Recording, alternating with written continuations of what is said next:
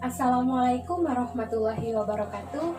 Perkenalkan, nama saya Nadia Natalia dari kelas 12 IPA 3, nomor absen 28. Saya akan menjelaskan materi tentang Gerakan 30 September Partai Komunis Indonesia. Pemberontakan PKI Madiun berhasil ditumpas. PKI muncul kembali pada tahun 1950 dalam kehidupan politik di Indonesia dan ikut serta dalam pemilihan umum tahun 1955.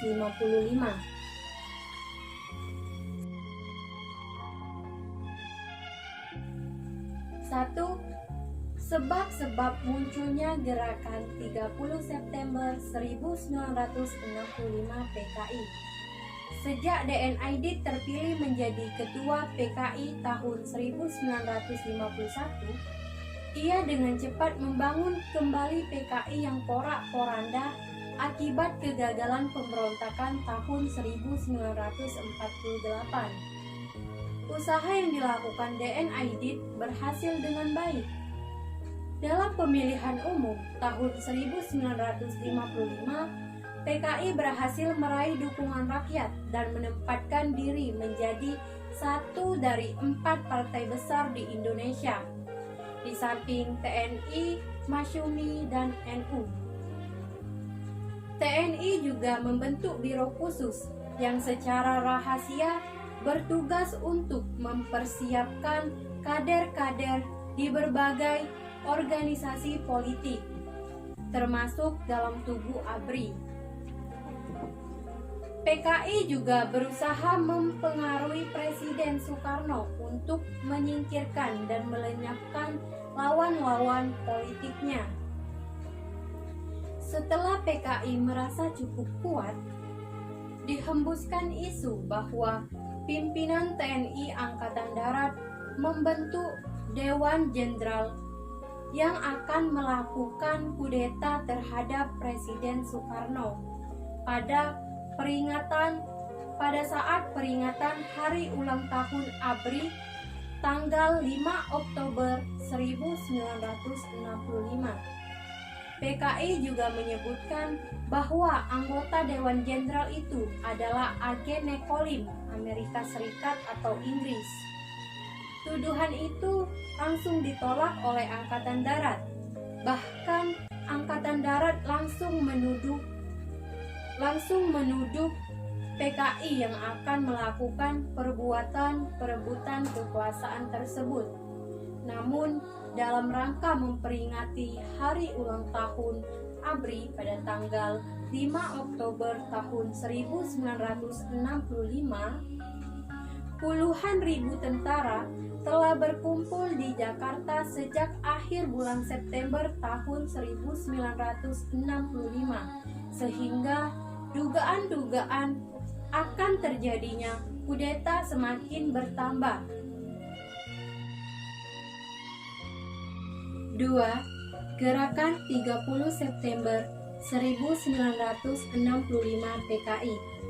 Letnan Kolonel Untung memerintahkan kepada seluruh anggota gerakan untuk siap dan mulai bergerak pada dini hari 1 Oktober 1965 untuk melakukan serangkaian penculikan dan pembunuhan terhadap 6 perwira tinggi dan seorang perwira pertama dari Angkatan Darat.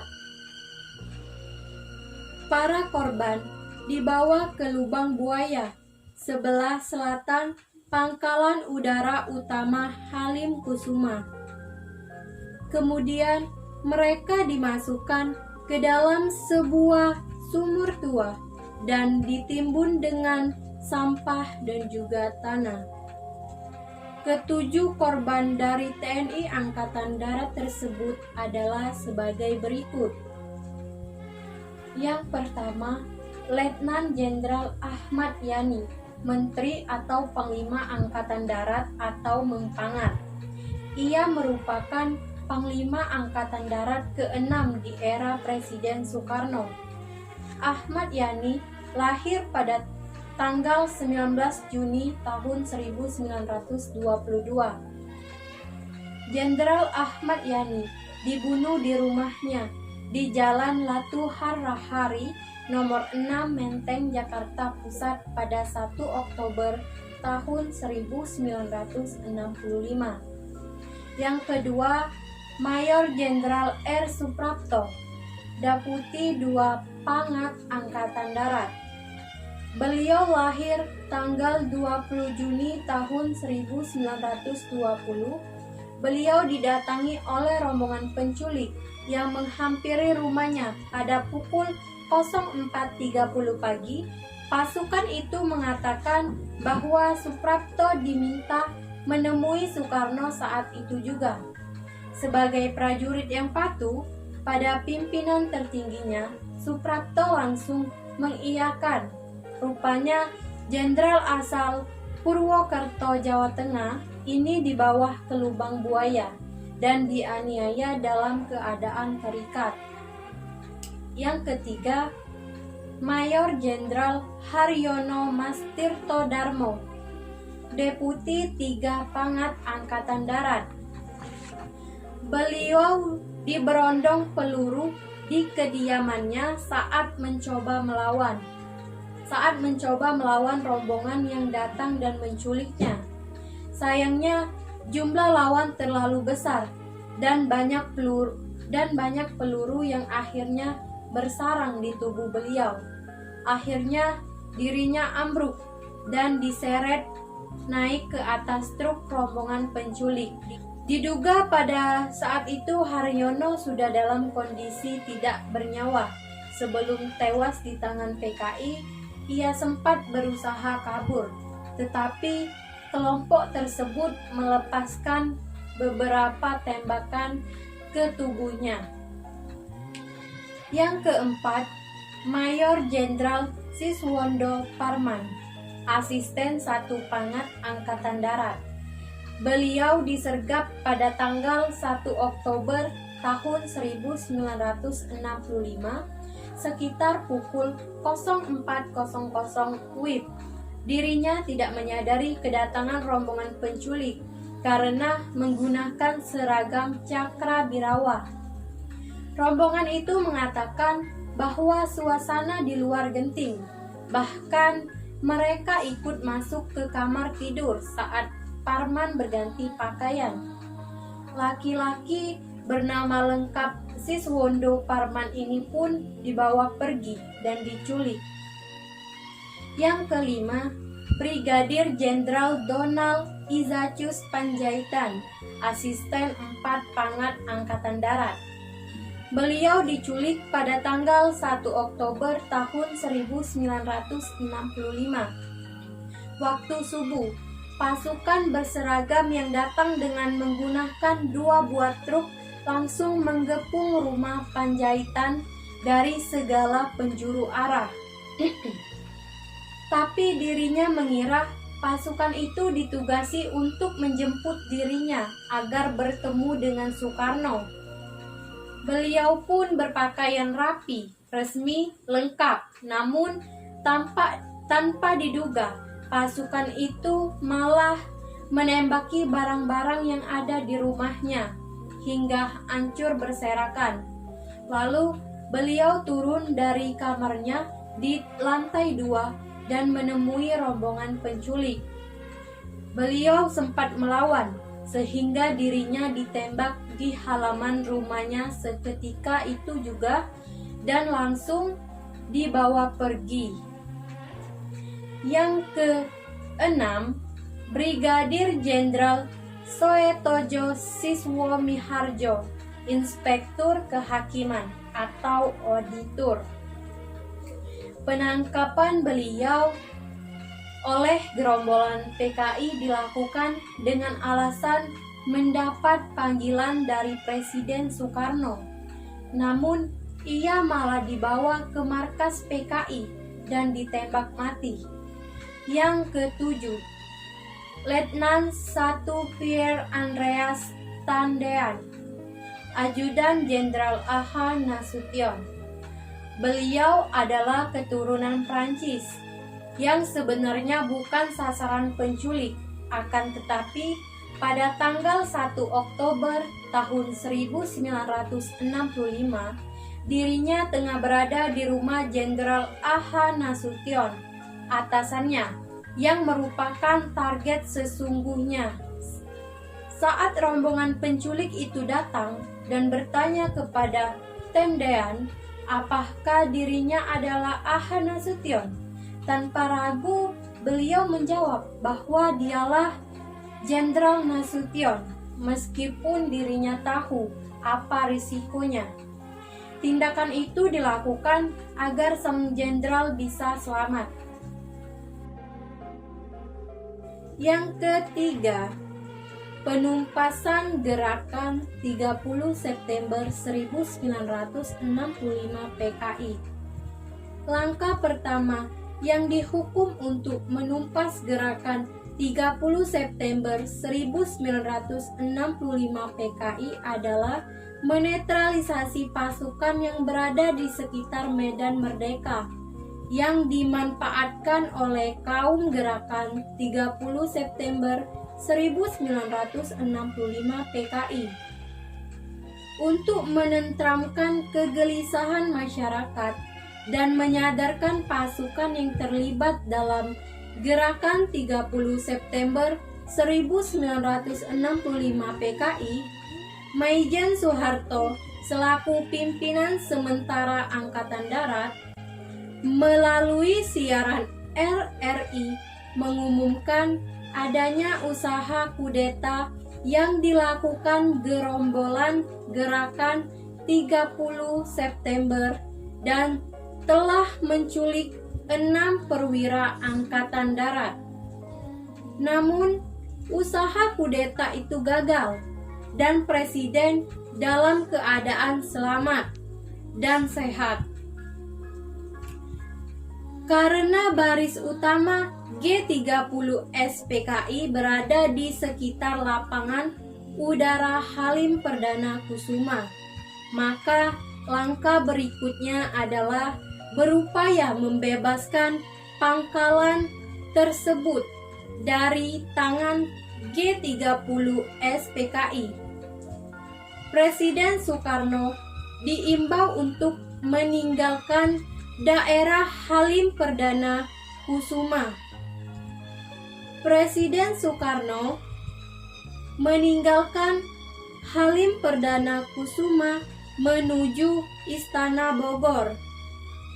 Pasukan RPKAD yang dibantu oleh pasukan Batalion 238 Kujang atau Siliwangi dan Batalion 1 Kavaleri bergerak menuju sasaran.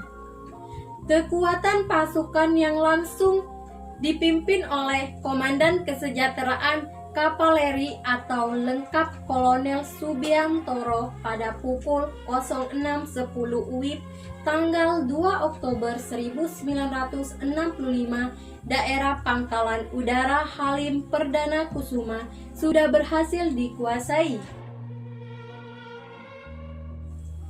Yang keempat, dampak sosial politik peristiwa G30 SPKI terhadap masyarakat Indonesia. Kegagalan gerakan 30 September 1965 PKI telah membuka tabir kondisi kehidupan bangsa Indonesia. Rakyat terbuka matanya dan mengetahui dengan jelas siapa kawan dan siapa lawan. Rakyat yang dimotori oleh kalangan mahasiswa dan pelajar serta mendapat dukungan dari ABRI menjadi sadar bahwa gerakan 30 September 1965 PKI atau gerakan September 30 telah menyebabkan ketidakstabilan politik. Peristiwa tersebut telah menjadi lembar hitam perjalanan sejarah Indonesia.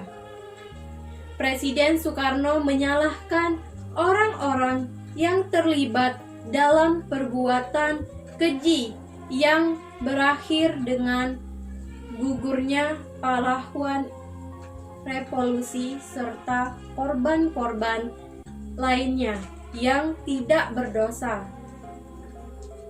Namun, Presiden Soekarno menyatakan bahwa hal semacam itu dapat terjadi dalam satu revolusi gerakan 1 Oktober 1965 atau disebut dengan Gestop, merupakan sebuah riak kecil dalam mengambil suatu keputusan yang tepat. Sementara itu, Presiden setuju akan pembentukan Mahkamah Militer Luar Biasa untuk mengadili tokoh-tokoh yang terlibat dalam gerakan 30 September 1965 itu. Prasi dan tetap tidak mau mengutuk PKI. Presiden Soekarno menyatakan gerakan semacam G30 SPKI dapat saja terjadi dalam suatu revolusi. Sikap Soekarno ini diartikan lain oleh masyarakat. Mereka menganggap Soekarno membela PKI.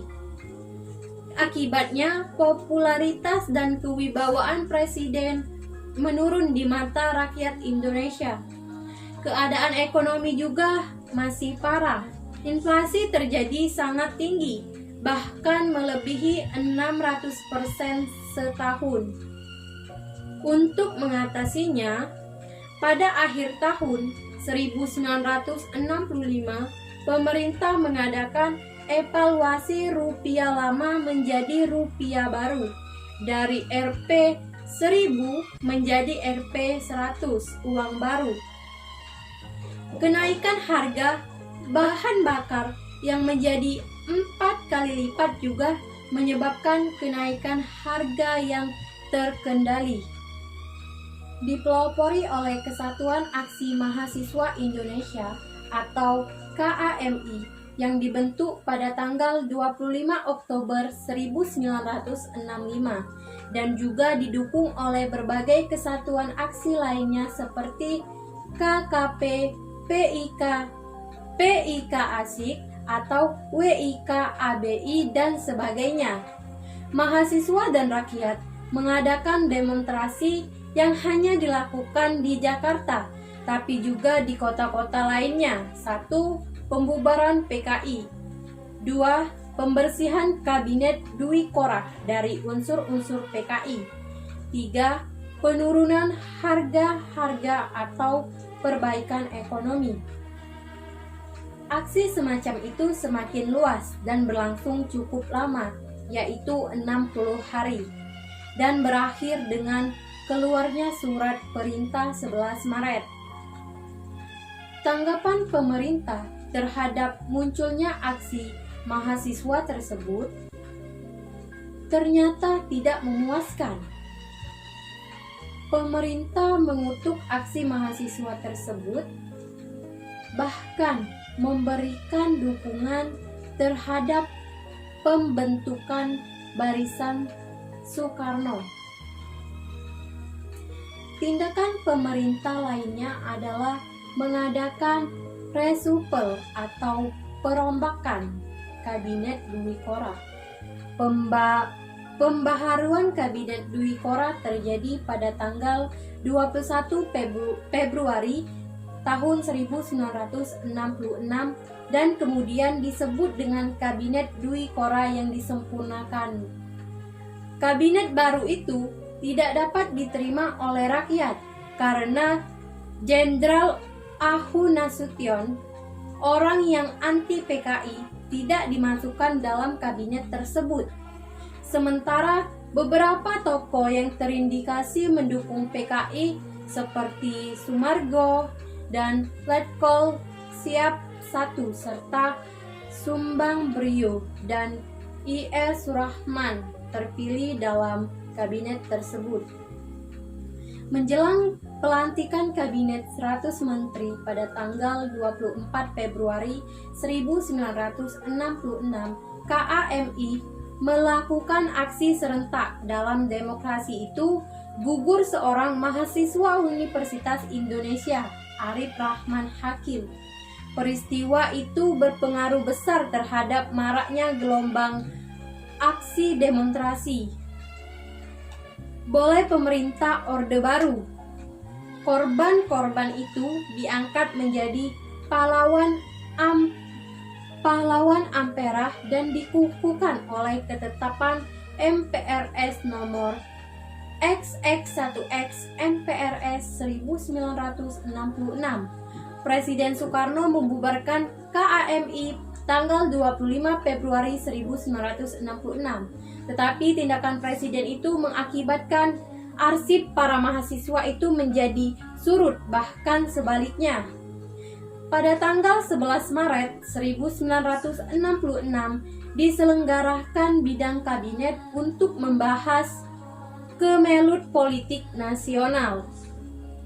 Karena di luar gedung terdapat pasukan yang tidak memakai tanda-tanda pengenal yang dianggap sebagai pasukan liar dan dapat membahayakan keselamatan presiden.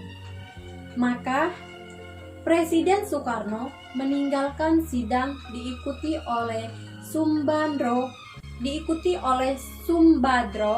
dan Khairul Saleh menuju Bogor menggunakan helikopter. Pimpinan sidang kemudian diserahkan oleh Presiden kepada DRJ Laimena. Namun sebagai pimpinan sidang kabinet yang tidak melakukan pembahasan terhadap masalah-masalah negara, tetapi hanya menutup sidang karena keadaan sudah tidak aman lagi. Sementara itu, 3 perwira tinggi TNI AD, diantaranya Maijen Basuki Rahmat, Brigjen M. Yusuf, dan Brigjen Amir Mahmud yang juga mengikuti sidang pada waktu itu, sepakat untuk menyusul Presiden ke Bogor. Kedatangan mereka bertemu Presiden di Istana Bogor untuk meyakinkan bahwa TNI AD siap mengatasi keadaan asal diberikan kepercayaan penuh. Sebelum mereka berangkat ke Bogor, terlebih dahulu minta izin kepada atasannya, yaitu Letjen Soeharto, yang sejak tanggal 16 Oktober 1965 menjabat sebagai Panglima Angkatan Darat. Soeharto menitipkan pesan kepada ketiga bawahannya bahwa kalau Presiden memberikan kepercayaan, maka ia sanggup mengatasi keadaan. Di sana, Bogor, ketiga perwira tinggal itu mengadakan pembicaraan langsung dengan Presiden yang didampingi oleh Dr. Subandrio, DRJ Laimena, dan Dr. Karge Saleh.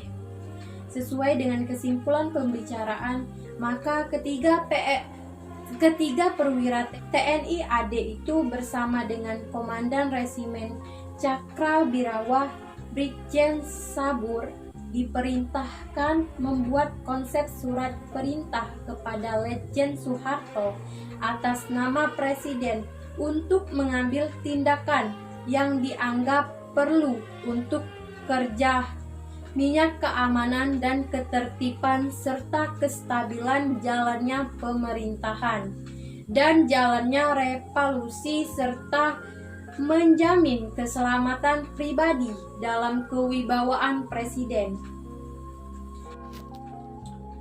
Pancasila. 1. Ketuhanan yang Maha Esa. 2. Kemanusiaan yang adil dan beradab. 3. Persatuan Indonesia. 4. Kerakyatan yang dipimpin oleh hikmat kebijaksanaan dalam permusyawaratan perwakilan. 5. Keadilan sosial bagi seluruh rakyat Indonesia. Sekian dari saya. Apabila ada kesalahan, saya mohon maaf. Saya akhiri. Wassalamualaikum warahmatullahi wabarakatuh.